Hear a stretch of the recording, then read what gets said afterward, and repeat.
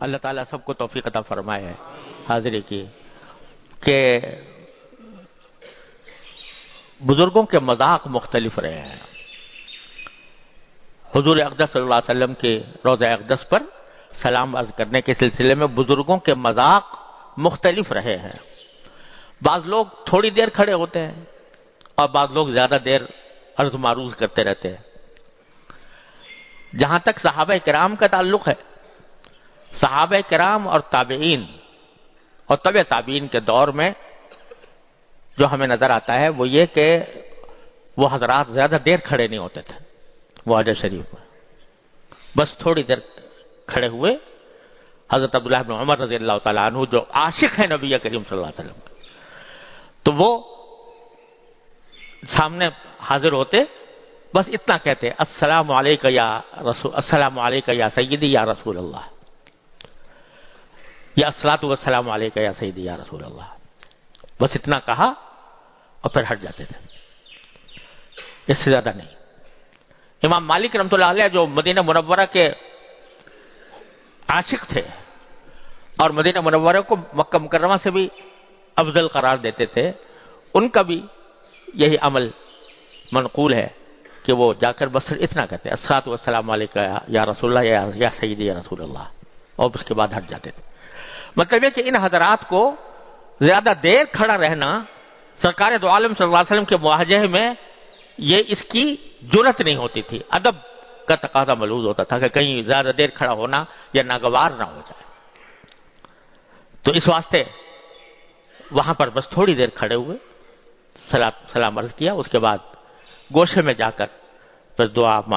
دعائیں کی، عرض معروض جو کچھ اللہ تعالیٰ سے کرنا تھا وہ کر لیا. اور بعض حضرات نے صلاۃ و سلام کے لمبے لمبے سیغے بھی بنائے ہیں اور بنا کر وہ سارے پڑھتے ہیں. تو وہ بھی بہرحال بہت سے بزرگوں کا طریقہ ہے، لیکن سلف صالحین کے زمانے میں صرف اتنا ہوتا تھا، تھوڑی دیر کھڑے ہوئے اور چلے گئے. وہ جگہ ایسی ہے کہ لوگ تو کہتے ہیں کہ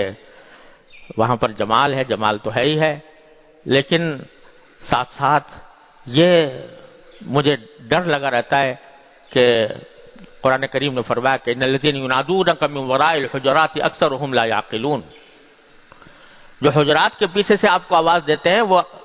ان کے پاس عقل نہیں ہے، یعنی ادب کے خلاف ہے. لہذا جاتے ہوئے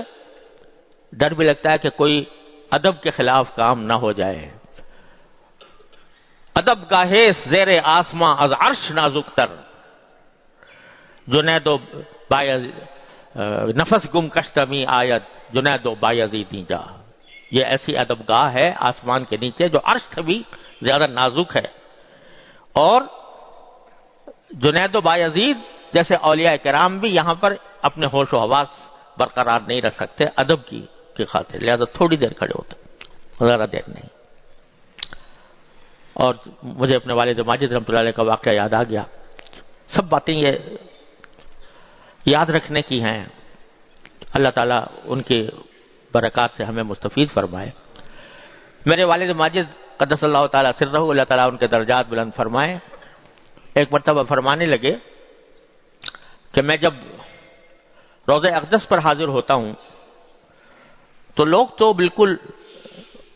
معاہدہ شریف کی جو جالیاں ہیں، جالیوں کے قریب تک پہنچ جاتے ہیں اور جا کر وہاں سلام عرض کرتے ہیں. مجھے آگے بڑھنے کی ہمت نہیں ہوتی. تو ہمیشہ میں نے دیکھا والد ماجد کو کہ وہ روضہ شریف کے سامنے جو ایک ستون ہے اس ستون کے ساتھ کھڑے ہوتے تھے، آگے اور لوگ ہوتے تھے پیچھے کھڑے ہوتے تھے. تو فرمانے لگے کہ ایک دن کہ مجھے اپنے دل میں خیال آیا کہ دیکھو یہ لوگ کتنے خوش نصیب ہیں کہ ان کو بالکل حضور اقدس صلی اللہ علیہ وسلم کی جالیوں کے پاس تک جانے کی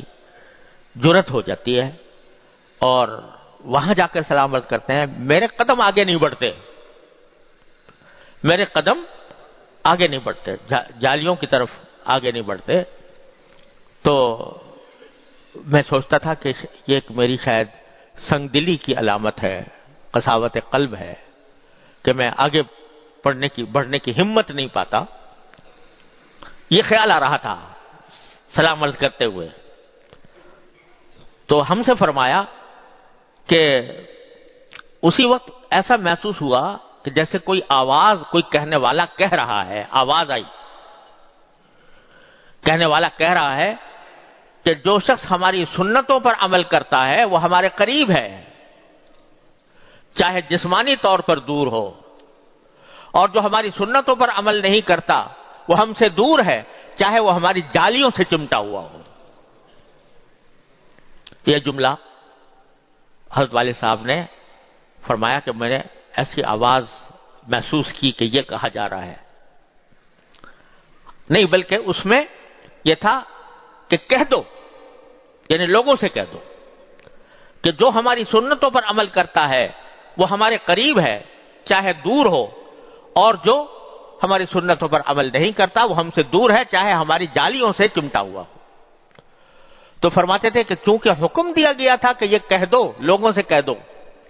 تو حضرت والد ماجد قدس اللہ تعالیٰ سرہ جلسوں میں، تقریروں میں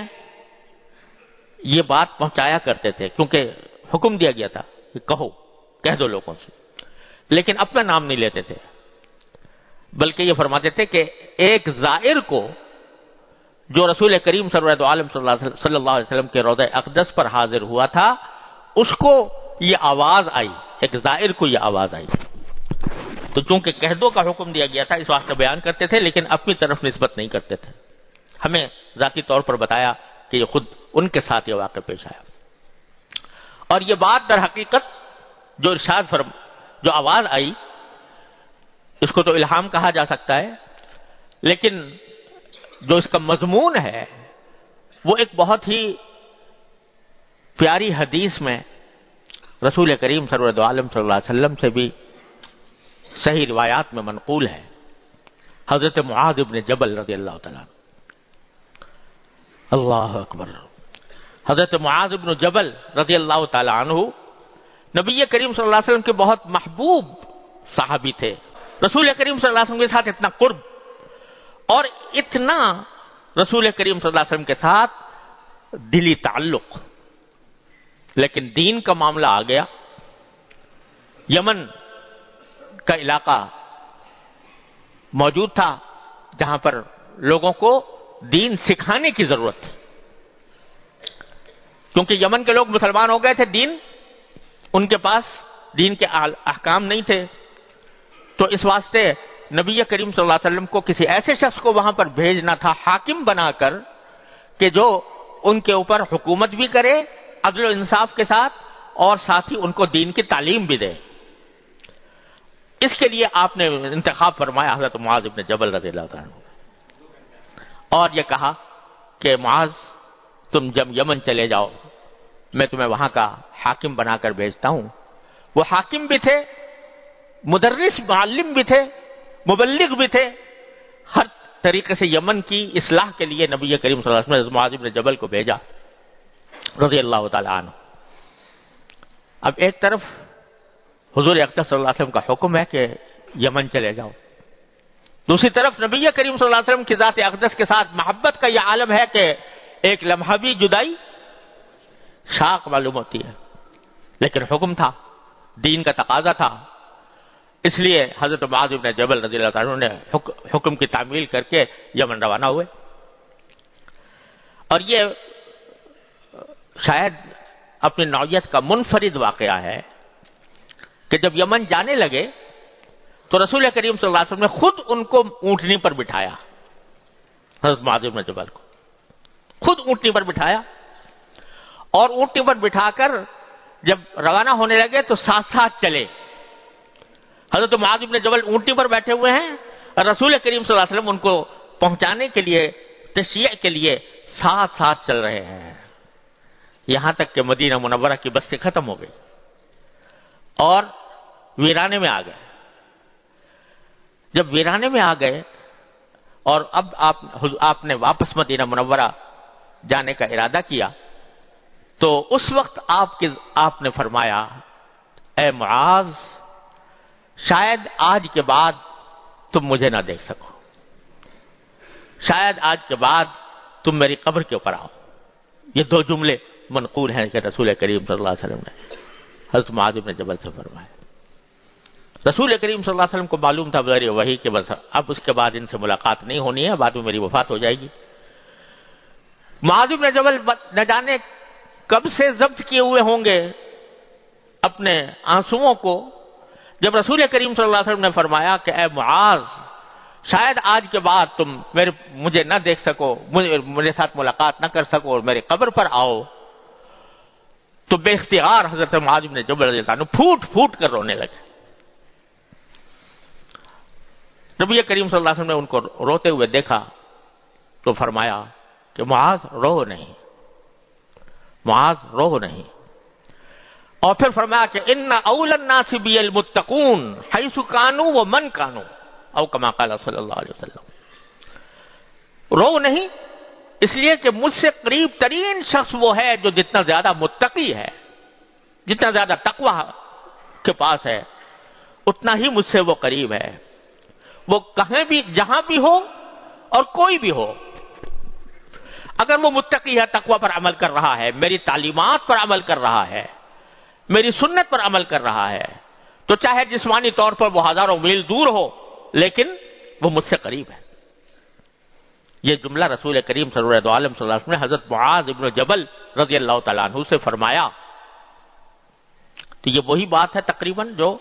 میں نے اپنے والد ماجد رحمۃ اللہ علیہ کے حوالے سے ذکر کی کہ یہ کہا گیا تھا جو ہماری سنتوں پر عمل کرتا ہے وہ ہم سے قریب ہے چاہے کوسوں دور ہو، اور جو ہماری سنتوں پر عمل نہیں کرتا وہ ہم سے دور ہے چاہے ہماری جالیوں سے چمٹا ہوا ہو۔ تو یہ حدیث کا مضمون تھا، اس معاذ بن جبل رضی اللہ عنہ والی حدیث کا مضمون تھا۔ حضرت معاذ بن جبل رضی اللہ عنہ بھی پھر جب یمن سے واپس آئے تو رسول کریم صلی اللہ علیہ وسلم کی وفات ہو چکی تھی۔ وہ اس کے بعد پھر ان سے مدینہ منورہ میں رہا نہیں گیا کہ اب میں رسول کریم صلی اللہ علیہ وسلم جہاں تشریف لے جا چکے وہاں میں نہیں،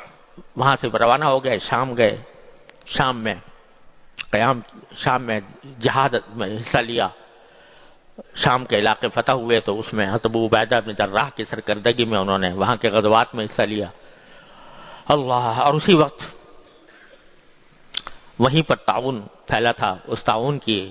بیماری کے دوران ان کی وفات ہوئی، اور پر وہیں پر ان کا مزار بھی ہے، اردن میں مزار ہے، مجھے بھی اللہ تعالیٰ نے حاضری کی توفیق دی ہے وہاں پر۔ تو غرض حضرت معاذ ابن جبل رضی اللہ عنہ سے جو بات فرمائی گئی تھی وہ ہم ان لوگوں کے لیے ایک بہت بڑی بشارت ہے کہ اگر بالفرض کسی کو اپنے ذاتی حالات کی وجہ سے خود حاضری کا موقع نہ ملے، اس کے پاس وسائل نہیں ہیں جانے کے، تو وہ جملہ یاد کر لے جو حضرت والد ماجد رحمۃ اللہ علیہ سے کہا گیا، یا وہ جملہ یاد کر لے جو حضرت معاذ بن جبل رضی اللہ تعالیٰ عنہ سے حضور اقدس صلی اللہ علیہ وسلم نے فرمایا، جو میری سنت پر عمل کرتا ہے، جو تقوی پر عمل پیرا ہے، وہ مجھ سے قریب ہے چاہے جسمانی طور پر دور ہو، اور جو عمل نہیں کرتا وہ ہزار بار آ کے جالیوں سے چمٹ جائے وہ دور ہے۔ آج ہی صحیح بخاری میں سبق پڑھا رہا تھا تو اس میں یہ آیا تھا کہ عبداللہ ابن ابی جو منافقین کا سردار تھا، اس کے جب انتقال ہوا تو عجیب معاملہ تھا کہ عبداللہ ابن ابی جو ہے وہ تو منافقین کا سردار تھا، اور ان کے بیٹے جو تھے وہ مخلص مسلمان تھے۔